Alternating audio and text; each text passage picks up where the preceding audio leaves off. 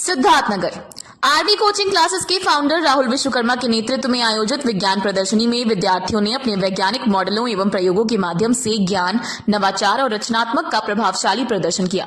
इस प्रदर्शनी का मुख्य उद्देश्य विद्यार्थियों में वैज्ञानिक सोच का विकास करना तथा समाज को विज्ञान के प्रति जागरूक करना रहा।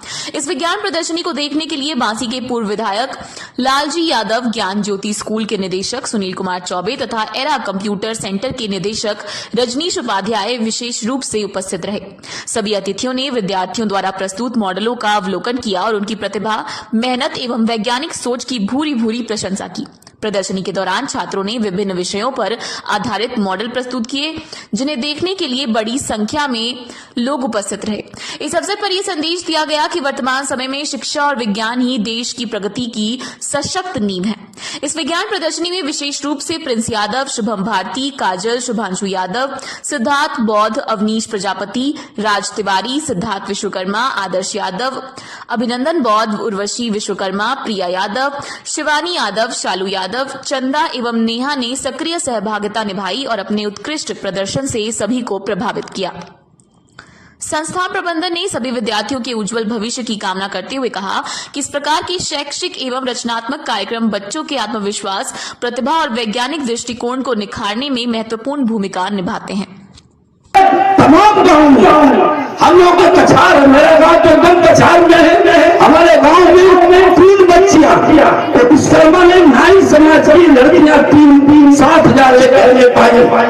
हम लोग का गाँव यहाँ तो बहुत है, लेकिन 2-4 बच्चियां पढ़ी तो लोगों में जागृति हुई, खासकर गार्जियनों में जागृति हुई कि अगर 20,000 बच्चियां 10 साल, 12 साल में, 15 साल में पा जा रही है और हम लोग अपने बच्चियों को बकरी चलाते हैं, चूल्हा चौकी कराते हैं, अशिक्षित रह जाती है, तो इस योगदान से मैं माननीय मुलायम सिंह ने दिया।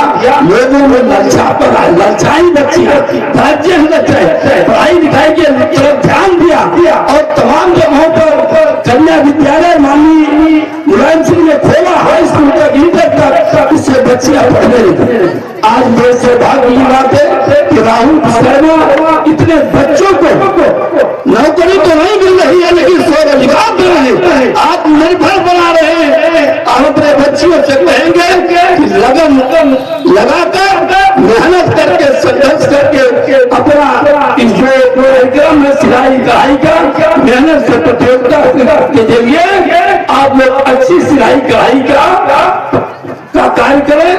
आप जान रहे हैं आपके शादी विवाह हो जाएगा बच्ची, तो अपने घरों में रहकर उनको अपने साबुन के लिए, अपने तेल के लिए, क्रीम पाउडर के लिए किसी पर निर्भर नहीं होना पड़ेगा। आज समाज में कितनी कुरीतियां, गाँव में कितनी कुरीतियां है। सरकार रोजगार देना नहीं चाह रही है, स्कूल नहीं खोल रही है। अभी देख रहे भारत सरकार ने केंद्र की शिक्षा बजट में कटौती क्या बढ़ाना चाहिए, लेकिन कटौती पर कटौती शिक्षा में हो रहा है। शिक्षा महंगी हो जा रही है। आज हमारे प्राथमिक विद्यालय की दशा क्या है और चले जाइए कॉन्वेंट के बड़े बड़े स्कूलों में क्या दशा है।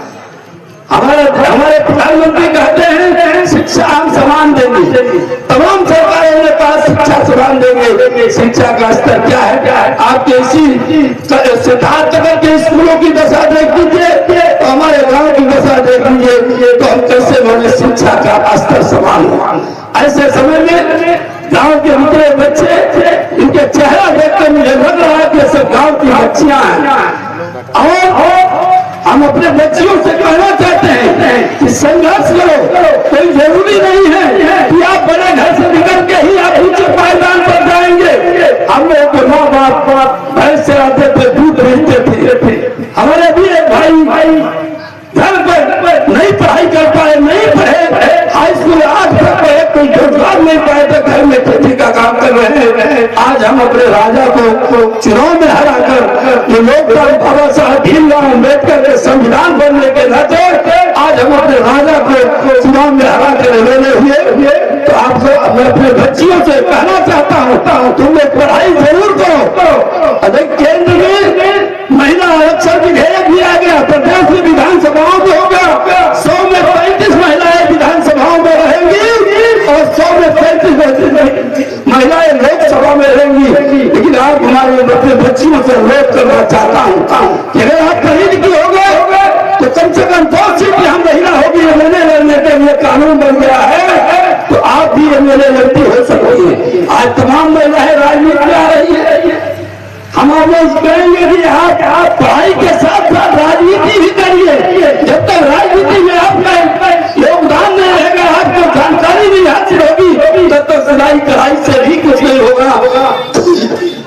इन्हीं शब्दों के साथ आपका आह्वान करते हुए शिक्षा में मेहनत करिए। आप अगर 20 साल अगर 8 घंटा पढ़ेंगी तो अगर 20 साल के बाद कहीं कहीं कोई रोजगार आप पा जाएंगे। नहीं रोजगार पाएंगे, आप कोई बिजनेस करेंगी तो आपका ध्यान अगर रहेगा, पढ़ाई लिखाई रहेगी तो आपको ज्यादा से ज्यादा आमदनी होगी। कंप्यूटर का ज्ञान हमारी बच्चियों से अनुरोध है कि आप लोग कंप्यूटर का ज्ञान जरूर दें। जहाँ भी कोचिंग चलती है इसी टाइप की, मैं राहुल से कहना चाहता हूँ कि आप कोचिंग कंप्यूटर की भी सिलाई कढ़ाई के साथ कंप्यूटर का भी ज्ञान बच्चों को दो। आप प्रयास करें और कंप्यूटर की जरूरत पड़ेगी आप एनजीओ बनाओ। हम अपने किसी राज्यसभा सदस्य आपको कोचिंग के लिए कंप्यूटर 4-5 कंप्यूटर चलाएंगे। धीरे धीरे मेहनत करके आप लोग कंप्यूटर का ज्ञान जरूर हासिल करें। इन्हीं शब्दों के साथ मुझे कई जगह कार्यक्रम में जाना है तो मैं जा सकता हूँ। इन्हीं शब्दों के साथ अपनी बात को खत्म करता हूँ। जय हिंद, जय श्री। बहुत बहुत धन्यवाद सर कि आप समय निकाल कर